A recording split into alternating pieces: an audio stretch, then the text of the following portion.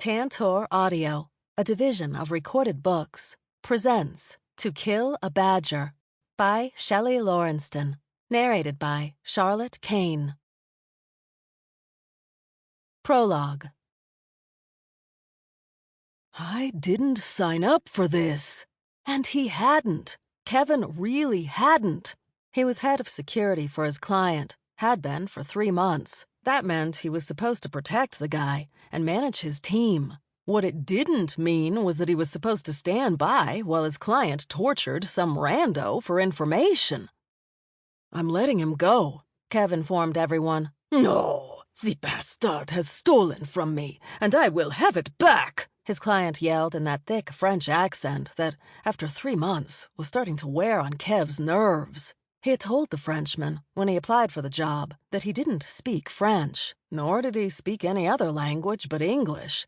But he got the feeling his client liked the idea of having an American security team. All those steroid-enhanced muscles seemed to make him feel more protected than some European security team. He probably watched way too many American action movies. And maybe, after watching all that nonsense, his client thought security teams would start killing anyone, because that's what they do in the movies.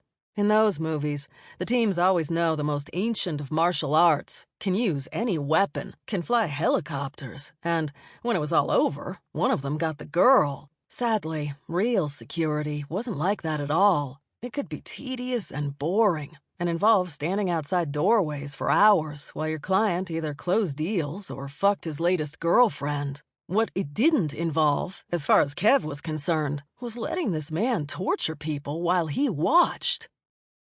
If he stole from you, Kev reasoned, let's call the cops. We can let them deal with it, legally. Are you stupid, eh? We cannot take him to police. Well, we're not keeping him, Kev shot back. You work for me, yes? You do what I say. Now, break his fingers. Startled, Kevin mutely stared at the Frenchman for a few seconds. What now? Kev finally asked. Break his fingers. Now. I am not breaking the man's fingers. I'm just going to let him go. You are pathetic, his client snarled, before pointing at one of the other guys. You break his fingers. His teammate shrugged before stepping forward, reaching for one of the man's hands. Kev raised his arm, blocking him. What the fuck are you doing? Gonna break this dude's hand. You're not breaking anything, Kev said between clenched teeth. I'm not letting this happen. Oh? His client asked, smug. How will you stop this? We are in the middle of an ocean. They'd anchored the yacht in the Singapore Strait, a few nautical miles from the port. He could maybe swim the distance back to safety, but not if he was carrying a captive with him. It didn't matter. He wasn't going to let this happen. He'd managed to go through life without killing anyone. He wasn't about to start now, not even if it meant pissing off a billionaire. Kev took a moment to take a quick look around the cabin. He knew this ship better than anyone. He'd taken his time to explore every part of it, so that if pirates ever made it on board, he could get his client out. Now it looked like he'd be doing that exact thing, but with some calm Asian man who hadn't said a word since Kev had been here. He didn't look upset either, even when Kev's teammate was reaching for a zip-tied hand. He simply sat there with curious brown eyes, watching everything unfold before him. It was strange, but Kev didn't have time to analyze any of that. Although he did hope not to find out that his captive was some kind of war criminal with 1 million deaths on his head. Then again, if he was, Kev was sure his client would have told him that by now to get him on his side. Knowing he needed to move fast, Kev noted there were 2 doors into this particular cabin on opposite sides of each other. He was glancing at the one on his right when he heard a dull thud outside the other. He had men in the hallway, so maybe one tripped or something. Then again... Kev briefly studied how the Asian man was dressed. It suggested that he, too, came from money, like Kev's client. The cufflinks alone were worth a small fortune, and the tailored tux was designer. Then there was that watch, worth about $500,000, easy. So the man probably had his own security team ready to die for him. Things were quickly spiraling, and Kev knew he had to be smart about all this. With a hand signal, He silently told his men to draw their weapons and get ready. He pulled his own Glock and held it in one hand while yanking the door open with the other. The small Asian girl standing outside that door, and she was a girl, maybe 17 or so, was pulling herself onto the shoulder of one of his men, her small body clothed in a wetsuit, a harpoon gun strapped to her back. When her legs were around his man's neck, she placed the barrel of a Beretta against the top of his head and, dark brown gaze locking with Kev's, she pulled the trigger. "Fuck!" Kev yelped in shock when the blood and brain splattered across his face and chest before slamming the door shut and turning to his men. "Get him out! Get him out!" Two of his men immediately went to their client to grab him, while a third opened the other door. He was a big man, so he completely filled the cabin doorway, but he still should have gotten through. Instead, he just stood there, blocking the exit for the rest of them. "What are you doing?" Kev demanded. "Move!" He did move. He fell backward like a massive oak falling in the woods, a blade stuck in his throat, choking on his own blood until the weapon was pulled from flesh by another small female. She was in all black, multiple blades sheathed on her leggings, boots, and a corset wrapped around her waist. Before Kev could give the next order, guns were raised and his men started shooting, but he immediately ordered them to stop. This new girl was young, too. She didn't seem older than Kev's own middle daughter. Thankfully, his team still followed his orders and stopped firing.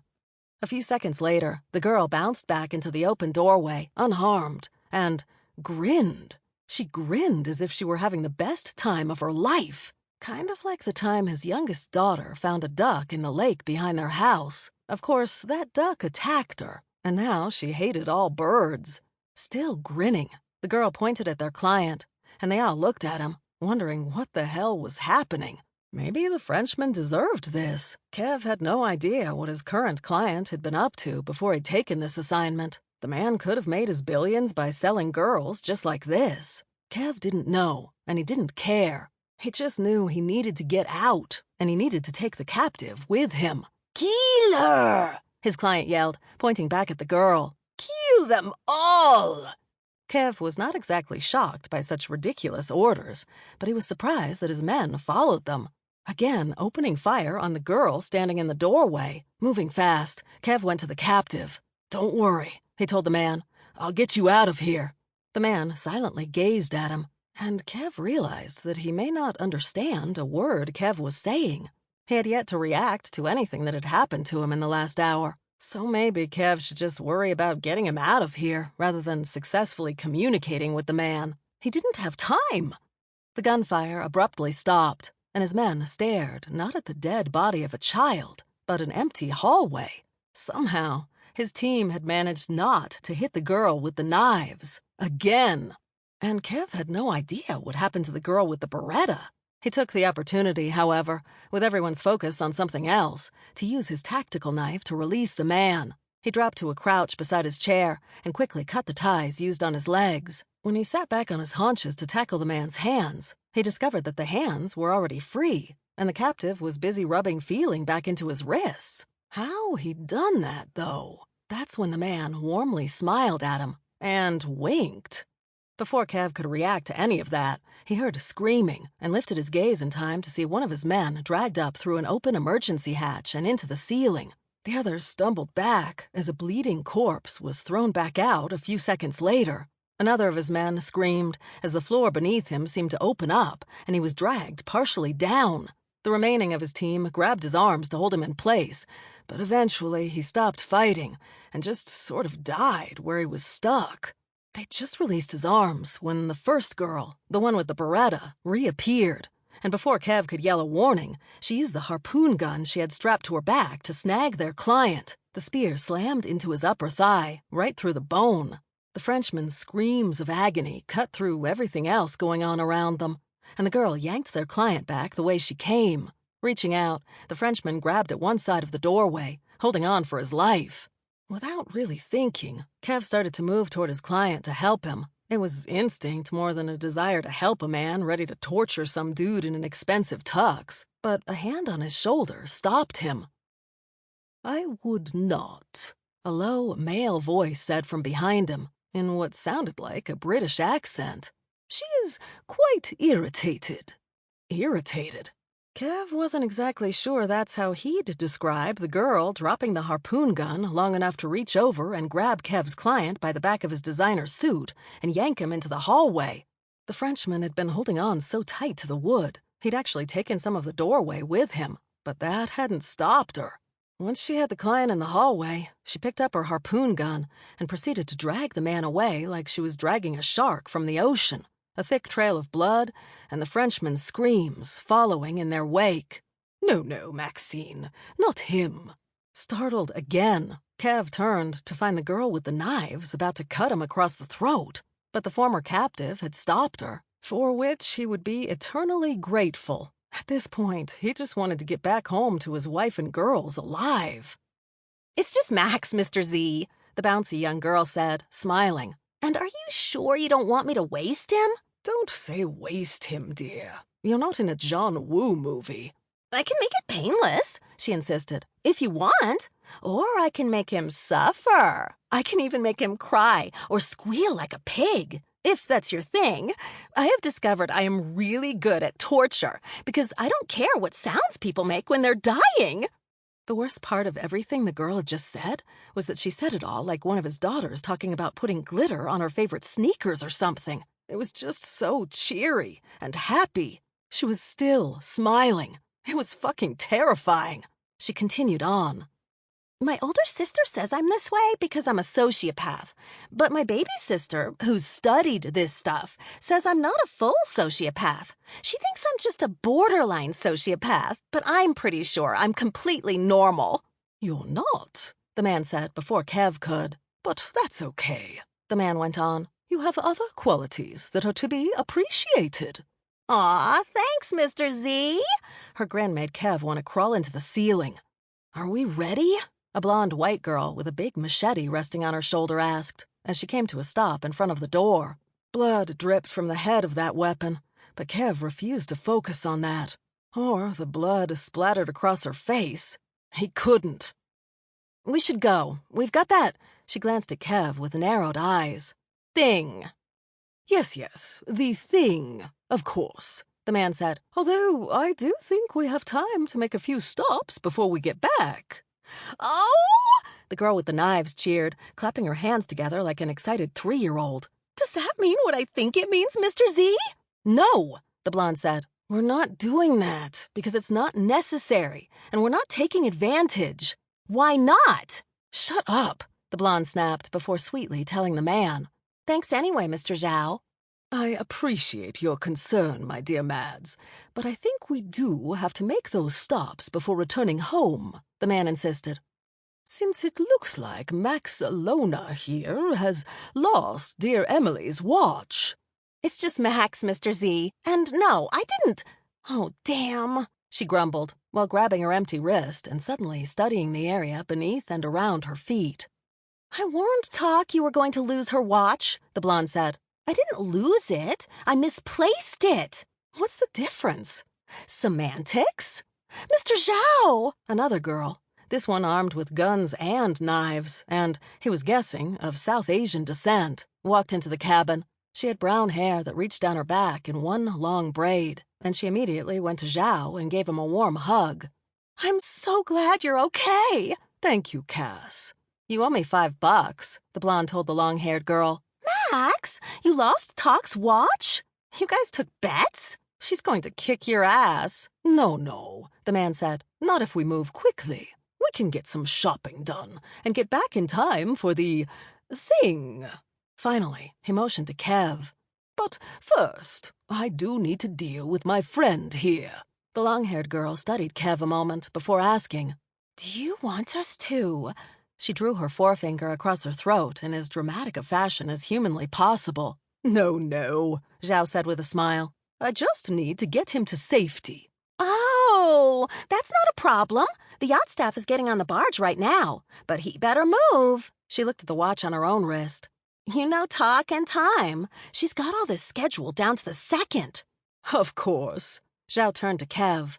Thank you for your help today, Kevin. Kev wasn't going to ask how the man knew his name. His client had never used any of their names, just pointed and made demands. My pleasure, sir.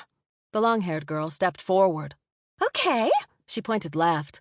Go that way. If you see Talk, tall girl with curls and a never-ending expression of terse misery on her face, just tell her Max lost her watch. Do it before she can put a bullet in your head, and she'll instantly know you're with us and should not be put down like a dog.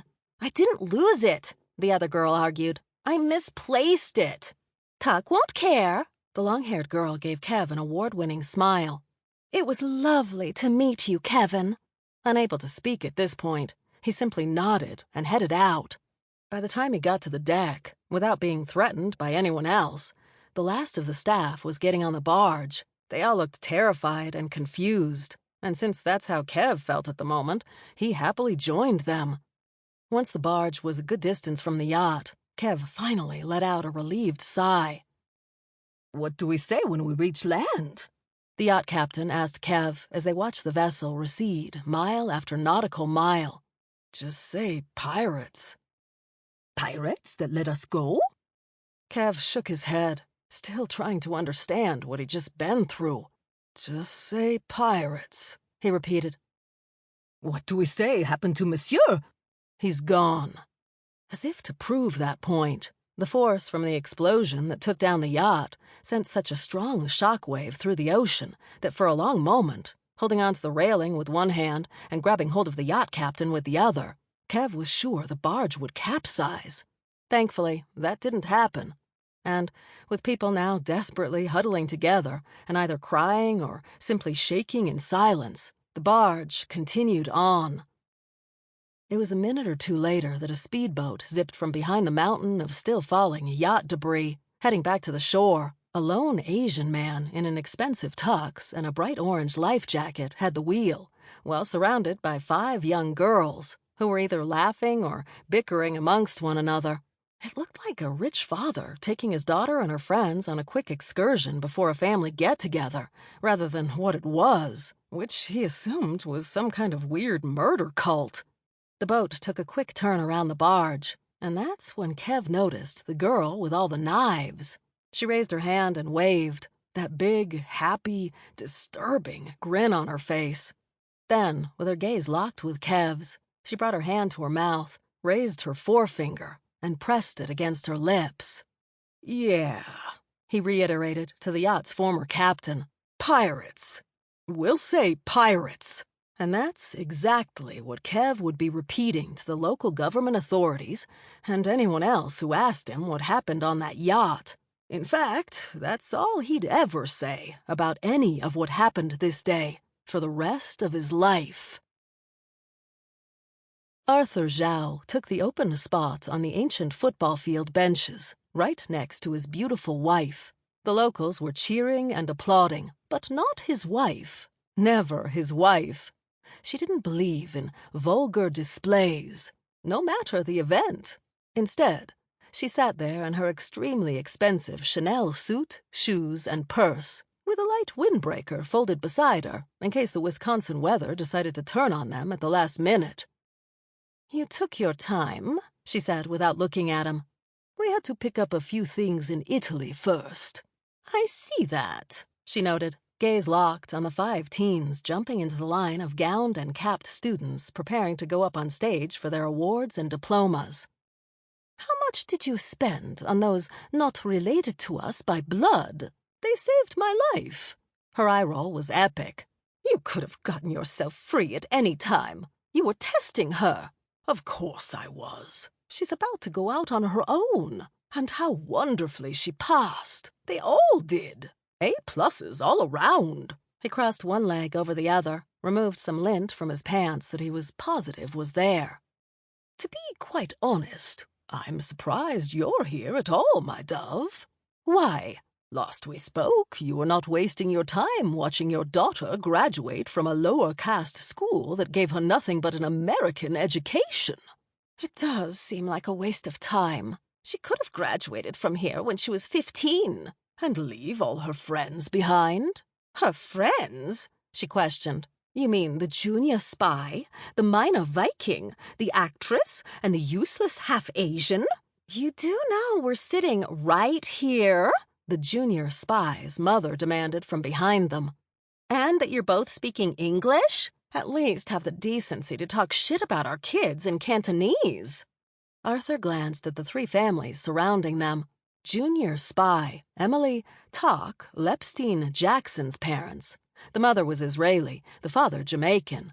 The actress, Cass Streep Gonzalez's parents, Filipinos with a love of all things Catholic and ancient. And the two sisters of Maximus Dominus McKilligan. That was her name, yes? She insisted on calling him Mr. Z, or, as his wife insisted on calling her, the half-Asian. The junior Viking, Mads Gollendaughter, did have blood relations, but none who would actually attend an event that might show they cared. Over time, however, the three other families and the two sisters had quietly adopted the Viking, letting her stay over as much as she wanted with their daughters, making sure she got some dinner and that she had somewhere to go every American holiday. At first glance, these four sets of families had absolutely nothing in common, and he was certain his dear wife would say they were as different from them as apples from dead toads. But that wasn't true. They had much in common, because they were all honey badgers. With nothing but a thought, any of them could shift from their human form into their honey badger one. Unlike the rest of the shifter community, though, his kind lived almost exclusively among the full humans, who couldn't shift into anything. Why would they bother with these average people? Because they could. Because it was easy. Because, unlike the bears and cat shifters, honey badgers weren't giants among tiny full humans. And because the full humans were fun to toy with. Over the centuries, honey badger shifters had started dynasties, destroyed despots, and instigated wars. They also stole royal jewels, smuggled ancient artifacts, and counterfeited endless works of art so they could have the real piece in their living rooms until it one day ended up in someone's garage sale for $3. That was why Arthur had been completely unconcerned when he was grabbed off the streets of Singapore by full humans. He could have gotten out of that situation long before they got him on that yacht, and with minimal damage to himself and the city streets. But for years, he had heard secondhand about what his youngest daughter and her friends were like when they worked together. He wanted to see them all in action. He had not been disappointed. He strongly felt it was good to have friends one could count on, no matter how much time had passed since one had last seen said friends. He had friends like that from long before he met his wife, and so did his wife. Of course, both their friend groups came from families like theirs, wealthy honey badgers who were born and raised in Hong Kong when it was still a British territory, and had a very long history dating from the Ming Dynasty. Lorraine's bloodline actually came from the Ming Dynasty's first emperor, due to one of his early concubines. Sadly, for his wife, none of Nell's current friends had that kind of lineage. Lorraine strongly believed their daughter's friends were nobodies who didn't deserve to be around a family as rich and powerful as theirs. Arthur, despite his own lineage, had never felt that way, but he didn't bother arguing with her on the subject, because it had never been necessary. By the time little Nell could walk, she had made it clear she didn't need anyone to fight her battles for her. She did what she wanted, how she wanted, and was never, ever rude about it, just like her mother. Hoping to avoid a nasty badger fight between his wife and Talk's mother, Arthur turned to look at the parents of his daughter's friends and said, "I hope all of you are coming to our house for the celebration tonight. Our eldest has arranged a lovely evening for Nell and your daughters, and it promises to be a delightful event." Hey! A full human parent Arthur didn't know, seated a couple of bleachers in front of them, piped up, My hubby and I are having a big barbecue at our house, too. If y'all want to stop by, it's for the entire girls' basketball team. Gotta celebrate their amazing season, now don't we? Arthur wasn't sure any of their group but his wife meant to silently stare at the poor woman who'd opened her mouth during their loudly held private conversation. It wasn't anger or even annoyance that brought out all that silent gazing, though. No, they were merely thinking. debating whether it would be worth it to attend a full human event at this person's house. Specifically, the Gonzaleses were probably wondering what religious artifacts the full human family had in their house that would be worth taking. Probably nothing, since they all appeared rather money-light, as one of Arthur's sons liked to say, and the Gonzales family was known among the art world's black market buyers and sellers for their excellent taste in choosing, stealing, and recreating religious artifacts that they sold to the highest bidder. The Lepstein-Jacksons were clearly sizing up the woman to see if she was possibly a foreign operative trying to lure them into a dangerous situation, while his wife stared because she wondered why this peasant was speaking to her at all. That sweet, welcoming smile on that poor, full human's face slowly faded, and, after letting out a small throat-clearing, she turned back around and focused on the line of students beginning to go up and get their diplomas. Her husband quickly grabbed her hand and squeezed, while the other full human parents moved in closer to the couple. For the rest of the event, she never turned around again. "Did I approve this little soiree that's happening in my home?" his wife asked. "Our home, Lorraine. And it's a gift from our eldest daughter to our youngest. She assumed you would approve." "I did not." She gestured at the families of their daughter's friends with a dismissive hand. "Do you really think that I want these people in my house? No offense," she casually added. "Offense taken," Tuck's mother shot back. "We would love to attend," Streep Gonzales's mother informed Lorraine with a cheery smile and hate in her eyes. Then she muttered, "I hate that bitch," to her husband in Tagalog, the language of their Filipino homeland, and with a quickly raised finger, Arthur silenced his wife's retort, since they both knew Tagalog as well. "We will definitely be there, Mr. Zhao." Uh-oh. Arthur had completely forgotten about the sisters of Duke Maximilian Joseph McKilligan. That was her name, yes? The eldest, Charlie, had a forced smile on her face that did nothing but worry Arthur, because she was so very protective of her siblings. All the McKilligan sisters had different mothers, but the same useless father, who continued to bring danger and horror to their door. It had bonded the three together like war buddies. "Is that necessary?" his wife asked Charlie. "You and your sisters attending? Can't you simply be there in spirit?" "Is there a problem?" the eldest asked. Arthur leaned forward, ready to intervene. "Of course not. She won't take off her shoes," his wife announced. Arthur blew out his breath and waited for this to go badly. "Pardon?" the eldest asked politely. "She won't take off her shoes when she enters our home." Arthur was about to remind his wife about cultural differences when the youngest sister announced, "That's because of the fungus, Mrs. Zhao." It took all of Arthur's strength not to scramble away from the two girls on his right, but then he saw Charlie drop her head and begin rubbing her nose with the back of her hand, an excellent way to prevent a smile or laugh. "Excuse me?" his wife asked, already looking quite green. "Foot fungus. Max has it real bad. And, as I'm sure you're aware, a fungus can spread to other things, like furniture and bedding." She let the pause hang out there, her gaze locked on Lorraine's, before finally adding, "People? Doctors have tried everything. I've tried everything. It's been quite the science experiment for me. You know how I love those. But absolutely nothing works. Her feet are just covered in that fungus. It's all flaky. The skin peels constantly. Her toenails are a nightmare. Just grotesque. It is, in a word, vile. My sister's really embarrassed about it, not surprisingly, so she never takes her shoes off. Ever." Since Arthur had just been shopping with all of his daughter's friends, and they had all tried on expensive heels to go with their expensive graduation outfits, he could say with certainty that Max Vonda, that was her name, right, did not have any kind of foot fungus. But why ruin this moment of firsts? when, for once, his wife had been stunned into silence by anyone, much less a 13-year-old prodigy about to go off to his Oxford alma mater, while her 19-year-old sister currently worked at a nearby Dairy Queen.